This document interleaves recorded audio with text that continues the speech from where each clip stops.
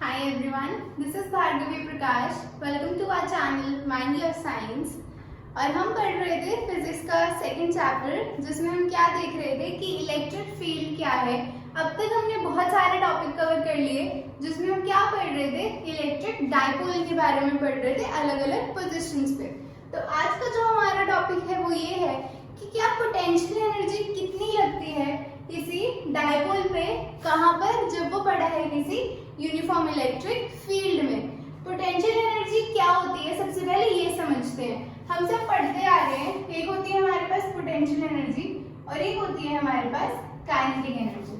अब अगर मैं बोलूं कि ये मार्कर है, अगर ये ऐसी हवा में पड़ा है तो क्या होता है, इसके ऊपर कुछ फोर्स लग रही होती है। किसकी वजह से लगती है वो, इसकी position with respect to ground कहाँ है। मतलब कि अगर ये मेरा ग्राउंड है और यहाँ पर ये कोई चीज पड़ी है, तो इसके पास क्या होती है, कुछ पोटेंशियल एनर्जी होती है, जो किसकी वजह से होती है, पोजीशन की वजह से होती है।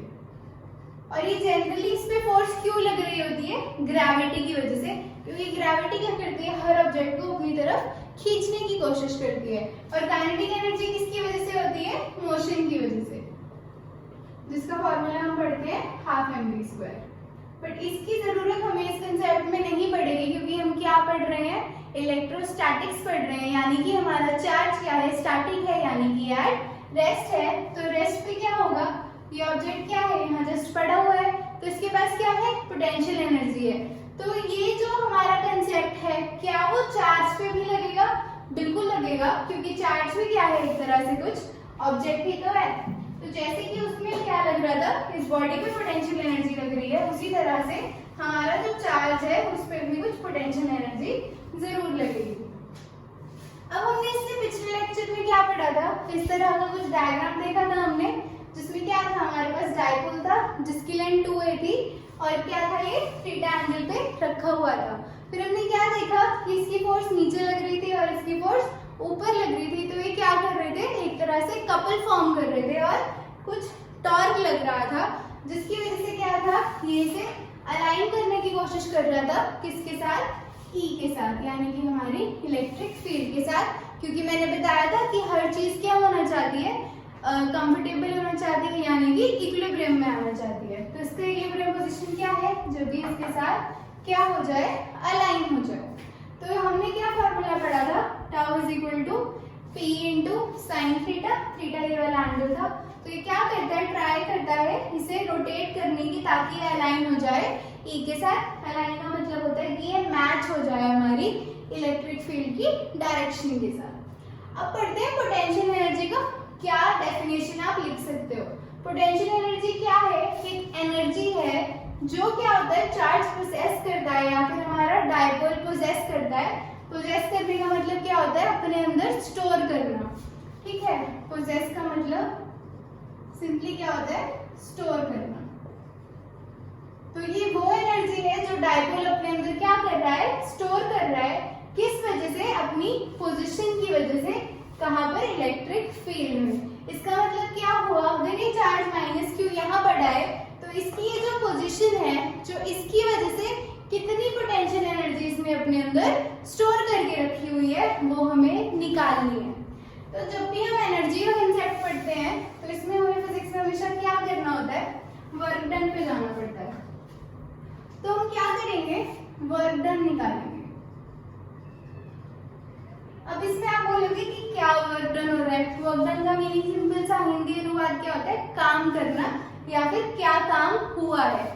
अब इस केस में क्या काम हो रहा है, इसे इस डायरेक्शन में लेकर आना, यानी कि इसके साथ अलाइन करना। तो हम वही वर्क डन निकालेंगे जो ये टॉर्क कर रहा है, किस लिए कर रहा है, इसे यहाँ से यहाँ तक रोटेट करने में। तो क्या आ जाएगी हमारे पास वैल्यू, हम क्या करेंगे, लिखेंगे small amount of work done. इसे हम किससे डिनोट कर लेंगे, dw से। जब भी कोई छोटी वैल्यू होती है तो हम उसे किससे लिखते हैं, dw से लिखते हैं। तो ये कितनी आ जाएगी, टाउ इंटू में d थीटा। अभी ये टाउ तो हमारे ठीक है, टॉर्क है, लेकिन d थीटा हमने क्यों लिखा है, क्योंकि क्या कर रहे हैं, किसी एंगल पे क्या कर रहे हैं, इसे रोटेट करने की कोशिश कर रहे हैं। वरना वर्क डन का सिंपल सा फॉर्मूला क्या होता है, फोर्स इनटू डिस्प्लेसमेंट। और मैंने बताया था टॉर्क क्या है, एक तरह की फोर्स है, और डी थीटा इसमें क्या है, हमारा डिस्प्लेसमेंट है। याद रखने का सिंपल सा तरीका वही है कि क्या कर रहे हैं, टॉर्क लग रही है और क्या कर रहे हैं, एंगल पे घुमाने की कोशिश कर रहे हैं। इसलिए दो ही टर्म्स बनती है, एक टॉर्क बनती है और एक थीटा बनती है। क्योंकि छोटा कंसिडर कर रहे हैं सब कुछ, तो डी थीटा आएगा। अब इसकी टॉर्क की वैल्यू हम यहाँ रख सकते हैं, क्या बनेगा, पी साइन थीटा इंटू में डी थीटा। अब ये तो निकाल लिया हमने क्या, small amount of work done. अगर हमें टोटल वर्क डन निकालना है तो क्या करेंगे, इसको इंटीग्रेट कर देंगे। तो ये क्या आ जाएगा, integration of P sine theta D theta. अब हमें क्या करना है, इसे इंटीग्रेट तो करना है, किसकी टर्म्स में होगा, ये थीटा की टर्म्स में होगा। इंटीग्रेशन उसी की टर्म में हमेशा की जाती है जिसके फॉर्म में हमारा डिफरेंशियल पड़ा होता है या फिर डी वाली टर्म पड़ी होती है।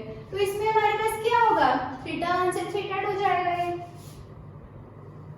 इसमें जो थीटा 1 है ये क्या है, हमारा इनिशियल एंगल है,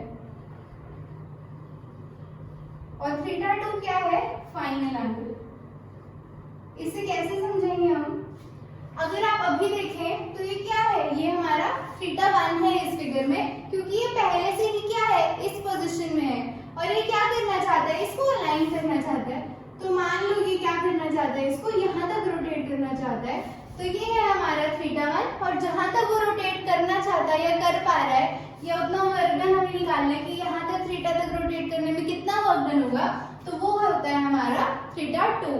क्लियर है, थीटा 1 और थीटा 2। अब इसमें क्या कर देंगे हम, पी तो हम बाहर निकाल लेंगे, ये क्या बनेगा, थीटा 1 से थीटा 2 साइन थीटा इंटू में डी थीटा। साइन का इंटीग्रल क्या होता है, कॉस होता है, तो ये क्या बन जाएगा, माइनस कॉस थीटा, थीटा 1 से थीटा 2। क्या किया आपने, साइन थीटा का जो इंटीग्रल होता है वो होता है minus cos theta. Minus cos theta की हमने लिमिट्स पुट कर दी, जो हमारी थीटा 1 से थीटा 2 जा रही है। माइनस साइन हम बाहर निकाल लेंगे पहले ही, तो ये क्या बनेगा, minus P cos theta, theta 1 से थीटा 2।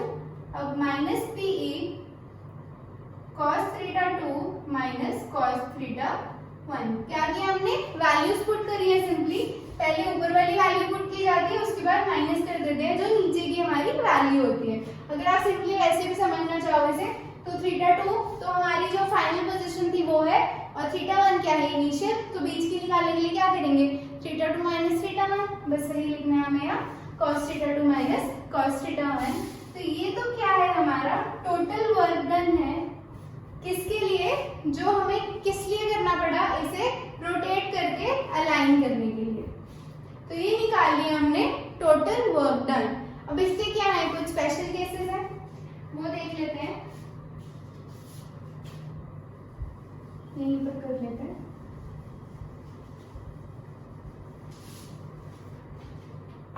क्या है ये हमारे केसेस, पहला है कि हमारा जो थीटा 1 है वो तो कितना है, 0 है, और थीटा 2 हमारा क्या है, थीटा हमने मान लिया।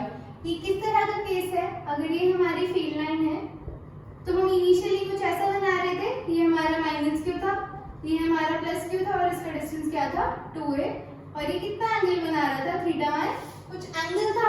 अब हमने क्या कर दिया, इसको 0 कर दिया, यानी कि जो ये वाली हमारी लाइन थी उसे हम नीचे ही ले आए। तो ये माइनस क्यू और प्लस क्यू कुछ ऐसे हो गया, इसमें कुछ एंगल नहीं है, और ये हमारा कितना होता है, 2a। तो इस वाले केस में क्या होगा, थीटा 1 तो 0 हो गया, बट हमें जो रोटेट करना है, मान लो हमें यहाँ तक रोटेट करना है, तो जो हमारा थीटा 2 होगा वो हमने मान लिया इस केस में थीटा। थीटा 2 कौन सा एंगल है, जो इसे रोटेट करने के बाद हम अचीव करेंगे, यानी कि क्या है हमारा फाइनल एंगल। तो अगर हम इस फॉर्मूले में इस वैल्यू को पुट करें तो क्या आ जाएगा हमारे पास, W is equal to minus P cos theta minus cos 0, और cos 0 हमारे पास कितना होता है, 1 होता है। तो ये क्या आ गया, minus P cos theta minus 1। ये आ गई हमारी फाइनल वैल्यू किस केस में, जब हमारा थीटा 1 क्या है, 0 है, और थीटा 2 कितना है, थीटा है। अब इसमें दूसरा केस क्या बनता है हमारे पास कि अगर मैं बोलूं कि थीटा 1 तो क्या है 90 डिग्री है और थीटा 2 क्या है थीटा के इक्वल है। क्या बोला मैंने, अगर ये हमारी फील्ड लाइन थी तो पहले तो ये कुछ ऐसे एंगल पे थी, अब मैंने क्या कर दिया इसे 90 डिग्री कर दिया, यानी कि ऐसे बना दिया। ये माइनस क्यू है हमारा और ये हमारा क्या है प्लस क्यू है। और जो फाइनल एंगल है, मतलब मैं अगर इसे यहाँ की तरफ रोटेट करूं तो थीटा 2 क्या है मेरा थीटा है। तो W कितना आ जाएगा minus PE cos 90 sorry cos 0 cos theta minus cos 90, तो ये कितना आ जाएगा माइनस PE cos थीटा।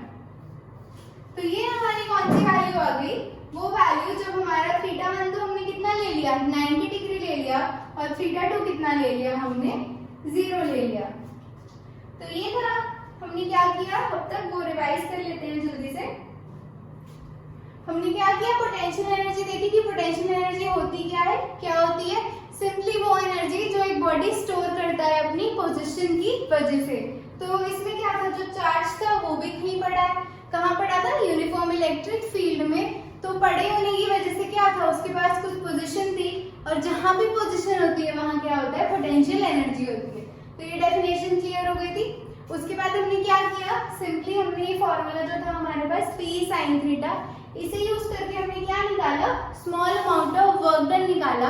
कौन सा वर्क डन है ये वो वर्क डन है जो टॉर्क कर रही है, किस लिए कर रही है, इसको अलाइन करने के लिए किसके साथ इलेक्ट्रिक फील्ड के साथ। तो ये हमने स्मॉल वर्क डन निकाला, पूरा निकालने के लिए क्या कर दिया इंटीग्रेट कर दिया थीटा 1 से थीटा 2 तक। थीटा 1 हमारा इनिशियल एंगल है, इनिशियल एंगल मतलब इनिशियल पोजीशन क्या है, पहले वो किस तरह से अलाइंड है, और फाइनल एंगल वो है जहां तक हमें उसे घुमाना है या फिर रोटेट करवाना है। हमने ये सब इसमें पुट किया। उसके बाद हमारे पास एक फॉर्मूला आ गया था साइन थीटा का इंटीग्रल माइनस कॉस थीटा होता है। थीटा 1 से थीटा 2 चला, उसके बाद हमारे पास फाइनल निकल करके आया minus PE cos theta 2 minus cos theta 1। फिर हमने स्पेशल केसेस करे, पहला था जिसमें थीटा 0 था, थीटा 2 तो थीटा ही था। इसमें क्या आ गया minus PE cos theta minus 1, और इसमें सिंपली क्या आया जो 90 डिग्री था माइनस PE cos थीटा। तो ये थी हमारी डेरिवेशन या कंसेप्ट किसका पोटेंशियल एनर्जी का। तो यहाँ पर हमारा जो सेकंड चैप्टर है इलेक्ट्रोस्टैटिक्स का वो खत्म हो जाता है। कल से हम कंसेप्चुअल क्वेश्चंस और हमारे न्यूमेरिकल्स करेंगे। अगर आपको अभी तक पूरे चैप्टर में कोई भी डाउट है तो आप पहले ही मुझसे पूछ लेना, वरना आपको न्यूमेरिकल्स करने में दिक्कत होगी। और सारी वीडियोस मतलब अपने दिमाग में याद रखना, सारे कंसेप्ट समझ के फिर हम कल मिलते हैं हमारे लेक्चर में, पूरा प्रिपेयर होके आना। थैंक यू सो मच ये वीडियो देखने के लिए। हमारे चैनल को लाइक शेयर और सब्सक्राइब जरूर कर देना। Thank you.